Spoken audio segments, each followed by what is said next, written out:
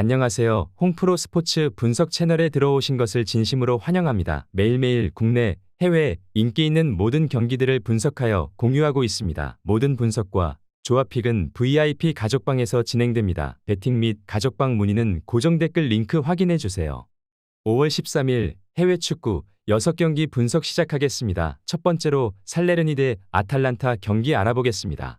먼저 살레르니는 엠폴리 원정에서 패했지만 강등으로 가는 18위와 승점 차이가 7점이기에 사실상 잔류를 확정했다.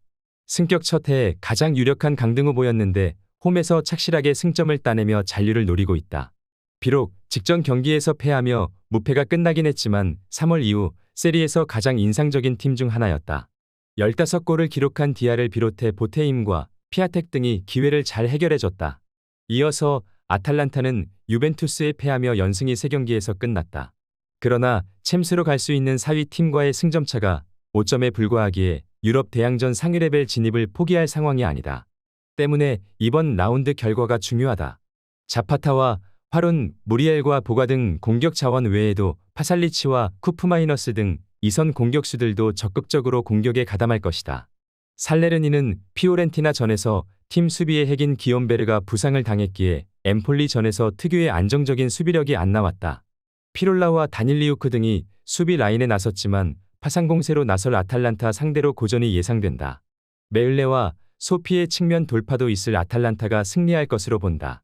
아탈란타의 다득점을 보기에 오버 또는 아탈란타 승리를 추천합니다. 두 번째로 바이에른 미넨 대 샬케 경기 알아보겠습니다. 미넨은 브레멘 원정을 승리하고 리그 선두 자리를 지켰다. 그나브리와 사네 등 이선 공격수들의 골이 나오며 상대의 거센 공세를 잘 막아냈다. 그러나 추격자인 도르트문트와의 승점차가 1점에 불과하기에 남은 3경기를 모두 승리해야 하고 여유가 없다. 투엘 부임 이후에도 원하는 경기력이 나온 건 아니지만 막강 공격진은 여전하다. 이어서 샬케는 최근 4경기에서 3승을 따내며 강등권을 벗어났다. 그러나 한 라운드 결과에 따라 바로 추격당할 수도 있는 위급한 상황이다. 리그 우승을 노리는 강팀 미넨 상대로 무리하지 않고 수비에 치중하며 역습으로 골을 노릴 것이다. 크랄과 크라우스 등 중앙 미드필더들은 백포와 라인을 같이 할 것이고 테로데는 최전방에서 상대를 강하게 압박할 것이다. 샬케가 최근 마인츠와 브레멘 등을 완파하며 흐름이 좋은 건 사실이다. 그러나 리그 최강인 미넨을 상대하는 것은 큰 부담이다. 중앙에서 라인을 내릴 샬케 상대로 킴미히와 흐라벤베흐가 공격 전개를 이어갈 것인데 샬케가 어떻게 대처할 수 있을지 관건이다. 이번 경기 최종 추천 조합 및 언어버 조합은 홍프로 가족방에서 무료 공유해드리고 있습니다. 영상 아래 고정 댓글 링크로 문의해 주시기 바랍니다.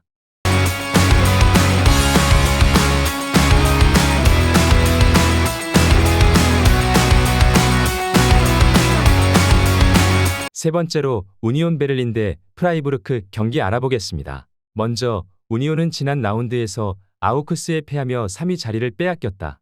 4위를 지키는 게 중요하기에 한 단계 위인 3위에 위치해야 했는데 중하위권 원정을 이겨내지 못했다. 글라드바흐 전 승리가 있긴 했지만 최근 5경기에서는 1승에 그쳤고 그 기간 2차례나 무득점에 그치는 등 경기력 저하가 있는 최근인데 베커와 베렌스가 최정방에서 마무리를 하지 못하고 있고 유라노비치의 측면 오버래핑 위력도 떨어진 상황이다. 이어서 프라이부르크는 우니온의 골득실에서 뒤진 5위다. 그러나 이 경기를 승리하면 승점 3점을 앞서가며 순위를 역전할 수 있다. 최근 고전했던 홈과 달리 원정에서는 연승을 달리고 있기에 승리를 노린다. 시즌 내내 팀을 이끌었던 그리포와 휠러 도안니스가 최전방과 이선에 나서 경기를 이끌 것이고 에게슈타인과 케이텔은 중원 경합을 할 준비가 되어 있다. 우니온은 최근 골 결정력 부족으로 고전 중이지만 도에키와 크노에가 버티는 수비는 탄탄하다. 경기 내내 공격적으로 나설 원정팀의 공세를 막아낼 수 있을 것이다. 중원이 강한 프라이부르크 상대로 케디라와 하버러가 라인을 내리고 경기를 운영할 것이다. 저득점 경기가 예상되기에 언더 또는 프라이부르크 프렌 승리를 추천합니다. 네 번째로 프랑크푸르트 대 마인츠 경기 알아보겠습니다.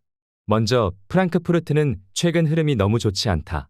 지난 라운드에서는 하위권 팀인 호펜하임 원정에서 완패하는 등 최근 5경기에서 승점 2점 추가에 그쳤다.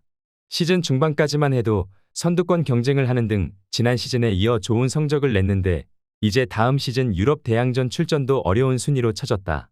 그래도 아직 산술적으로는 기회가 있기에 최선을 다할 것이다. 이어서 마인츠는 볼프스와 샬케 등에 패하며 미넨전 승리의 기세를 이어가지 못했다.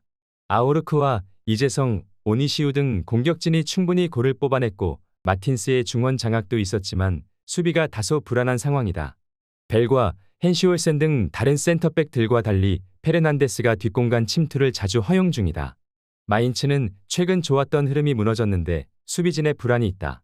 린스트럼과 크나우프 괴체 등 시너지를 내며 이성과 최전방을 오르내릴 공격수를 내세워 공격적인 경기 운영을 할 프랑크푸르트를 어떻게 막아낼 수 있을지가 관건이다. 이번 경기 최종 추천 조합 및 언어버 조합은 홈프로 가족방에서 무료 공유해드리고 있습니다. 영상 아래 고정 댓글 링크로 문의해 주시기 바랍니다.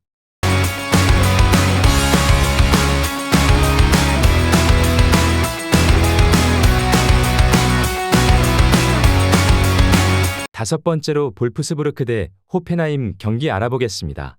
먼저 볼프스는 지난 라운드에서 리그 2위 팀인 도르트문트에 완패했다. 전후반 각각 3골씩을 내주는 등 시즌 최악의 경기를 했다. 위머와 요나스 빈 바쿠의 쓰리톱을 가동해 화력전을 펼쳤는데 원정에서 돌문을 넘긴 어려웠다. 그래도 아직 리그 7위인데다 유럽 대항전으로 갈 수 있는 6위 팀과의 승점차가 2점에 불과하기에 순위 역전을 노리고 있다. 이 경기 역시 쓰리톱 외에도 마르무시와 발드슈미트 등 골을 넣을 수 있는 선수들이 모두 피치를 밟을 것이다. 이어서 호펜하임은 프랑크푸르트를 제압하고 강등권과 승점차를 4점으로 벌렸다. 후반 시작과 동시에 센터백인 은소키가 다이렉트 퇴장을 당하며 위기에 빠졌지만 비차크치치와 베커 등 새로 들어온 선수들이 카박과 함께 수비 라인을 잘 지켜냈다. 쾰른과 라이프치히전 연패로 어려운 상황에도 몰렸지만 슬기롭게 이를 이겨내며 이제 잔류를 향해 가고 있다. 호펜하임은 카박과 브룩스 등 탄탄한 센터백들이 있지만 은소키의 공백이 있다. 요나스 빈과 마르무시를 앞세워 상대 수비에 부딪힐 볼프스가 기회를 만들 것이다. 호펜하임도 가이거와 루디 등 중원을 지킬 선수들은 있지만 아놀트와 스반베리가 공격적으로 나설 볼프스가 점차 경기의 주도권을 잡아갈 수 있다. 저득점 양상의 경기가 그려지기에 언더 또는 볼프스부르크 승리를 추천합니다. 여섯 번째로 보움 대 아우크스부르크 경기 알아보겠습니다. 먼저 보움은 다이렉트 강등으로 가는 17위로 추락했다. 우니온과 도르트문트 등 선두권 팀 상대로 패하지 않고 승점 1점 경기에 성공한 것과 달리 슈투트와 글라드바흐 등 할만한 팀들에 모두 패했다. 16위인 슈투트와 승점은 같지만 골득실에서 20골 이상 뒤져 있기에 무조건 승점으로 앞서야 하는데 남은 3경기에서 최대한 승점 추가가 필요하다.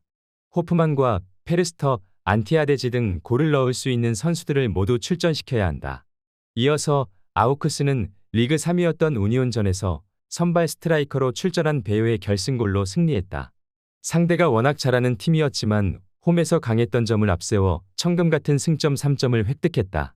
상대의 공세를 90분 내내 막아낸 하우레우와 바우어, 우드오카이 등 백스리 라인이 견고했고 레으베차이의 중원 보호도 눈에 띄었다. 게다가 팀의 에이스인 베리샤도 부상을 털고 돌아왔다. 보움의 홈 경기력이 떨어지는 건 아니지만 아우크스는 수비적 힘으로 버틸 수 있는 팀이다.